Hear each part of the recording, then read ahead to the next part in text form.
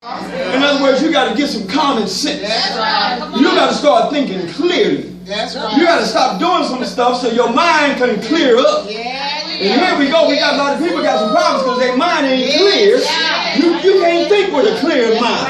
Come on. I'll give you one good one. I don't want to touch nobody and make nobody mad. I'll use this one. When you're angry, you can't think clearly because you're busy being angry. You're mad at whatever the situation is. You want to fight everybody and you cannot think clearly. But once you calm yourself down, come to some common sense, you can think of how can I get out of what I am in. Let me go back up to the lesson and get to the lesson. Quit talking about other stuff. We have a story in here where the children of Israel are wandering in the wilderness. Yes, Lord. And they're coming up to some people that just don't like them. Now, the children of Israel, if you let me go this way, have reached a war. Why? In the wilderness, they started doing some things they ain't no business doing. Murmuring and complaining. Having a problem with what God has done. Having a problem because God has them in the wilderness. Having a problem because there ain't no food in the refrigerator and in the cupboards. We got to pray for a meal every day. There ain't no water to drink. I just can't walk up and get a fresh glass of water. I got to pray and ask Moses, can we get some water, please? And they complaining. They're giving God a whole bunch of grief because of the situation that they're in. Because of all those little battles, they have found themselves now in a war. Amalek is coming to fight them. The whole thing is, if we read this thing and look at it, as long as they were in themselves, Amalek won the war. They were winning. But they had to do something in order to win this war. Now, let's note about the children of Israel. It's a shame that you're a country with so many people and you let a little bitty country beat you down. How is he going to bring that to today's time? We let little bitty things beat us up in the battles. That's why we lose the war. What's little bitty things? Everything is little bitty things. Yes, sir. Even an addiction can be little if you get your mind straight. Get more amens in the house. Oh, get nobody to stand up and say thank you, Jesus. But the thing is I let the little bitty thing become a big thing. That's why I lose the battle, and I'm now in a big, gigantic war. Yes, Lord. My Lord. That's right. And they let all those little things become big.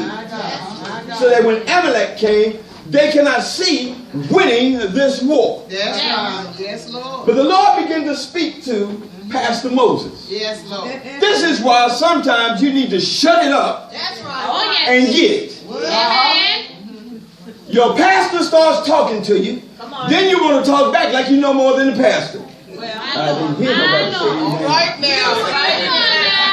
I ain't hear somebody say nothing. I must have stepped on a whole lot of toes. That's all right. When the pastor says do this, we want to argue with the pastor. You're in a war now because you can't shut it and get it. Shut your mouth, get your blessing. Shut your mouth, get your blessing. I'm not going to tell you anything for you to keep losing the war because I'm held accountable. But I'm going to tell you what God loves. I'm going to get an amen on that. We don't want to hear the truth. We want to hear what sounds good to the ear. But what you need to hear is the truth. Amen. Stop spending your money on that liquor. You can pay your bill.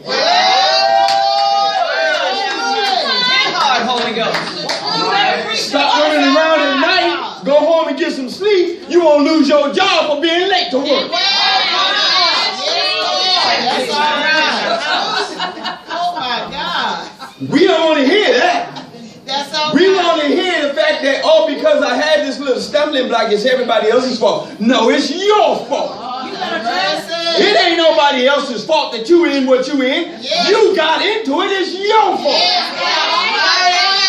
You got to learn how to get out of it. That's right. That's right. Moses told Joshua, note this.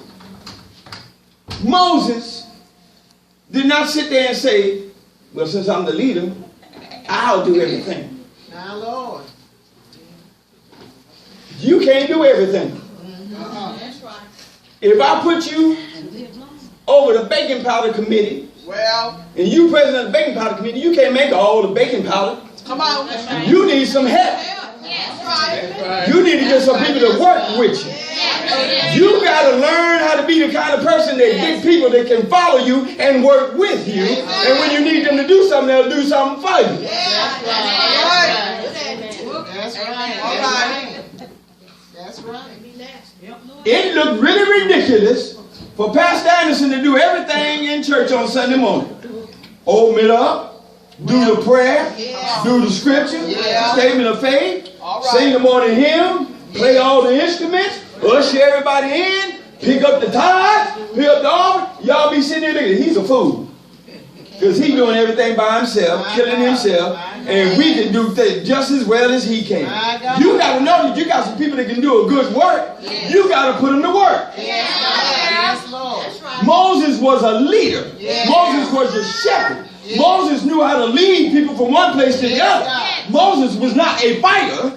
Joshua was the fighter. So he went and got the best fight he got. Hey, we need a job. We got something to do. I know that's right. Yes, Lord. And he told him, go get some people. Yes, Lord. I want y'all to go fight.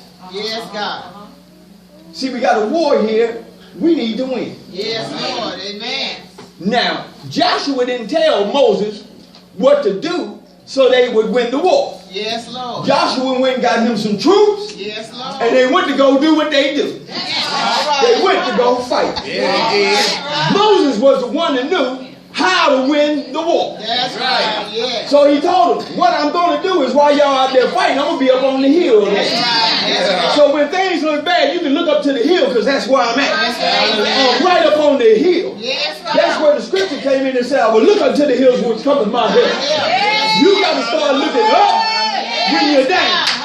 You got to start looking up when you're in a war. Get some common sense and look up to where your blessing is. Hallelujah. Preach up in here. Yes, Said on tomorrow, I'm going to be on the hill. And he was smart enough to take two with him. all right, man. Because he knew what he had to do. Yes, He had to go up on the hill. Yes, And what Moses did on the hill was he surrendered to God. yes, Surrender does not always mean you're losing. yes, God, my Lord. Surrender is sometimes winning. Yes, God. Yes, My Lord. yes. You don't always win with a good offense. Sometimes you can win with a great defense. Yes, God. Hallelujah. And he went up and he surrendered. How do you figure that he surrendered? Well, let's use Pastor Anderson for an example. Pastor Anderson was about 16 years old. He was working at a grocery store. Told y'all this before. And saw a young man in there putting a whole bunch of meat in the basket. Looked at me and told me, be quiet. I knew he was going to steal the meat. I knew the guy. So he runs out the store with the basket full of meat. Pastor Anderson, being as smart as he is, waited till he got out the